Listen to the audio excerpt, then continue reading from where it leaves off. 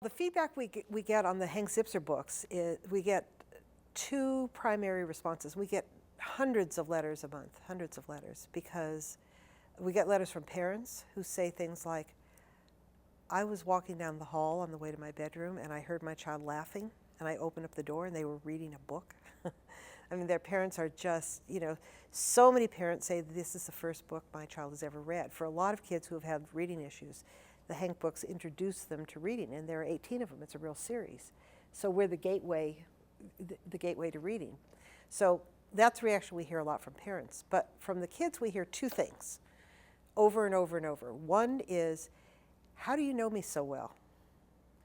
And that's a thrill. And I attribute so much of that to Henry Winkler, because he had never written books before. So when we came together as a writing partnership, I came from the writing part of it, and he came from not only acting, but from the person who had dyslexia. And he has been so insistent that we be true to those emotions. And kids respond, they say, it's like you were inside of me. How did you know me? And he says, I know because that's what I felt. I know what it feels like to be the one who stands up at the spelling bee and know your words and then forget them the minute you stand up there. And I know the humiliation of that. I know what it's like when your parents say you're just lazy. And you know that you've been working as hard as you can and you're not lazy, you just can't do it.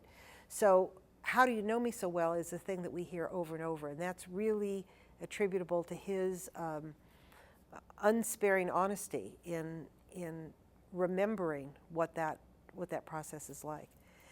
And the other thing we hear is about the humor. Kids say, I laughed so hard my funny bone fell out of my elbow, because they're funny. And they're very funny, and they're intentionally very funny because we want the sound of laughter, because that's how, first of all, that's how you understand yourself, and that's how it makes reading a pleasure. And if you're going to go on to read other things, you start with looking at reading as an entertainment. So what we hear is how did you know me, and that this is unbelievably funny, hysterical. The kids all say this is hysterical. Your books are hysterical.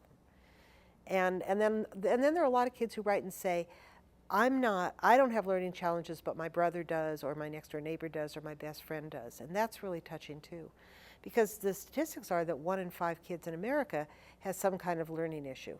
1 in 5. That means if it's not you, it's the person 2 doors down from you. So one of the things we're trying to encourage is for people to understand that that everybody learns differently.